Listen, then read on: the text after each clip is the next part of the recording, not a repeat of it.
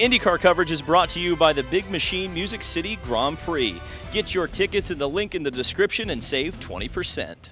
And remember to support oval racing at the Big Machine Music City Grand Prix, because if what we have seen at Gateway and Milwaukee is anything to go off of, you're going to want to get your tickets. And, you know, we have a bit of a phrase in English. It's I take my hat off to them. And I'm actually going to put my hat on to them. I know, it's kind of cool. The Milwaukee Mile absolutely delivered.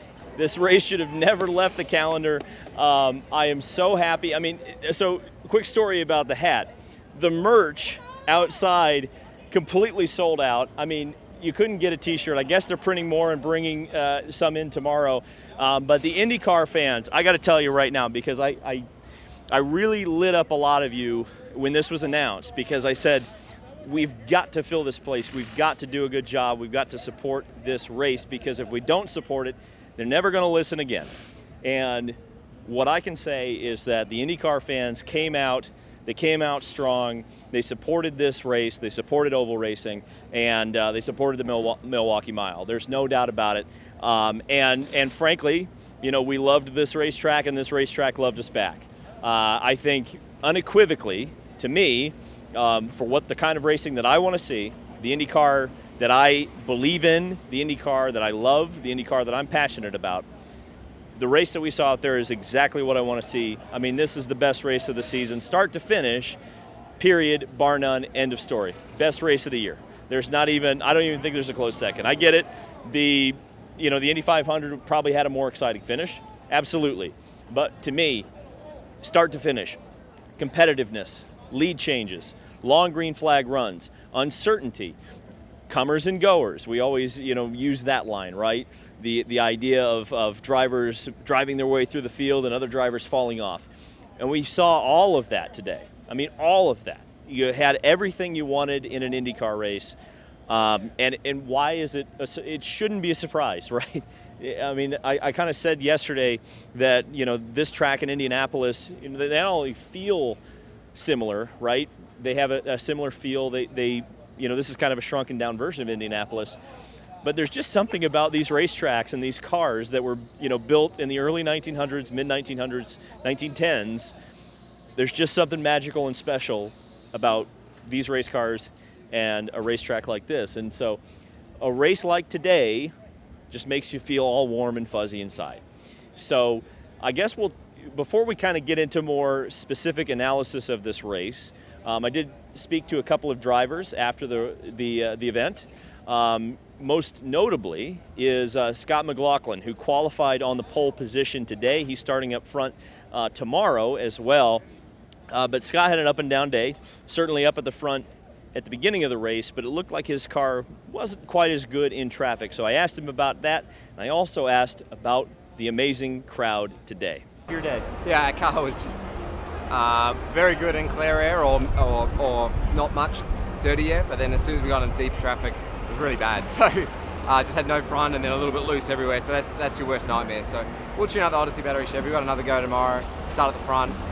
Nowhere we can find it. It's just you're a little bit handicapped once you're out there, and you're trying to fix it with wing and whatever, and just wasn't coming back. So, I mean, we still salvaged an 8th, but you got to take the points where you can. But overall, a little bit disappointing. But I don't think we would have won with the pace that we had. How about the fans coming out to support? Oh, it's awesome, man. I think there's a lot. I mean, that's the people cheering on Pato as well. Like that's like the same vibes you get like at Indy in terms of the people cheering. So. Yeah, I mean, hopefully we have a big crowd again tomorrow. It certainly helps when it's shaded and it looks good. So hopefully maybe we can put like lights around this place. This place would be pretty cool at night, but yeah, it's fun. So the other driver I caught after the race was Christian Rasmussen, who came home in 11th spot, kind of an 11th hour fill-in for Ed Carpenter, who decided to step away to try to lift their leader circle position.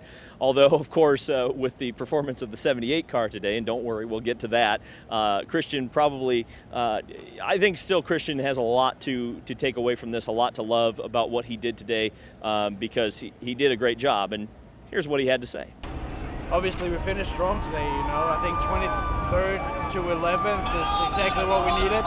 And obviously the 78 car had an even better day, but yeah. No, I think we can be very happy about our performance today. So we'll just have to go out and do the same thing tomorrow. Is there anything you can work on for tomorrow? Oh, there's always stuff you can work on. There's always stuff. Any specifics? I think I would put a little bit more front grip in mid to exit just so it's easier to follow people, because even here towards the end I was just having too much understeer and I couldn't really do anything with it. And I had to kind of change my lines a little bit so that would suit the car a little bit better. So yeah, I think we did a good job of just adapting to what car we had, and obviously we finished strong. So welcome back to Gilligan's Island here at the Milwaukee Mile. So I guess we'll talk a little bit about Pato O'Ward. I mean, I think I'm going to have to do a dedicated video specifically about this whole Mexico City controversy. But I mean, to suffice it to say, I asked Pato about it today. You can check out the video I did with him on Twitter after qualifying, and I get that it's difficult when you're essentially having a war of words with the CEO of the sporting event that you are taking a part of. So I know that why Pato wasn't necessarily wanting to add a little bit more fuel to the fire, but I do think it is very disappointing that IndyCar got beat to Mexico by NASCAR. I think that it's just unbelievable to think about that. I don't know if Daniel Suarez or Pato O'Ward is one or the other is a bigger deal in Mexico, and I think the Adrian Fernandez comparison that was made today was just absolutely ridiculous. And there's nothing against Adrian. I mean, but newsflash: IndyCar racing was bigger in the 1990s. what are we doing here? Why are we saying things like that? It's one of the worst quotes I've ever heard from someone who should know better than that, and that's kind of my thoughts on it. And frankly, I think events like this will help grow IndyCar racing. I mean, as it turns out, listening to the fans and listening to what the drivers want, it's not necessarily always the right decision, but when the noise is loud enough, when there's enough people saying, hey, we should run this racetrack, we should run this racetrack, we should run this racetrack for so long, almost 10 years, and we come here and the race is just as good as what we saw, there's some merit to some of this stuff. IndyCar has a very educated fan base. All the drivers are very educated on this series. They know something, right?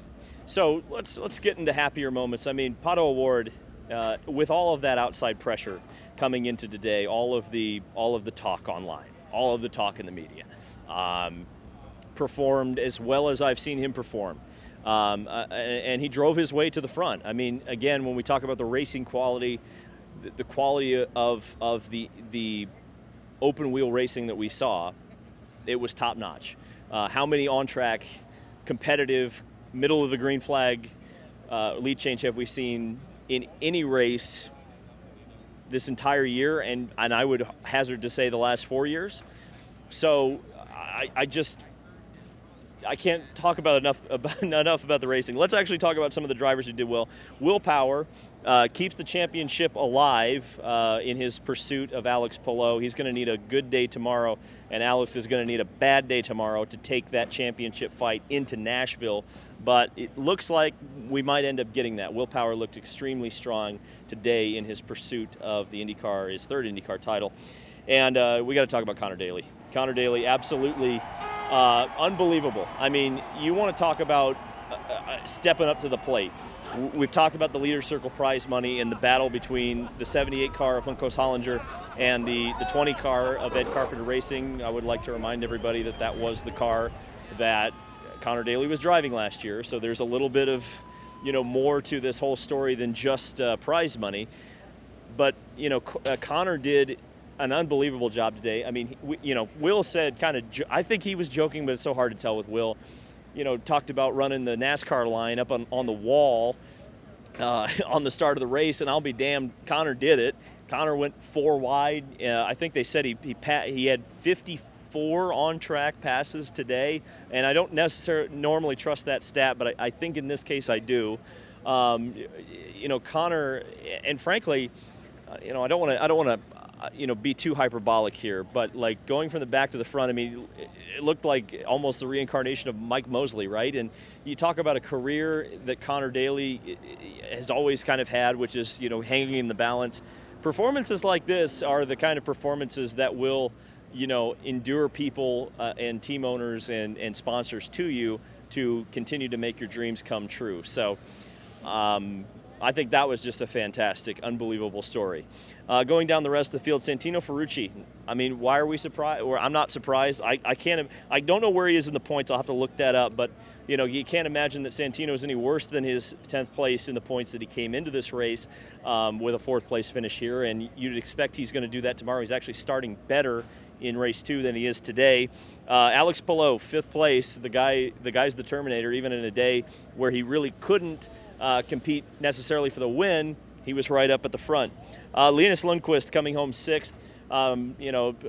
Without going too far into it, Scott McLaughlin and him did have words after the race. I think Scott was more of just kind of explaining, the running up at the front and early on in the race. They did make a little bit of contact, and Linus, I think, continues to show that he has a lot of oval talent.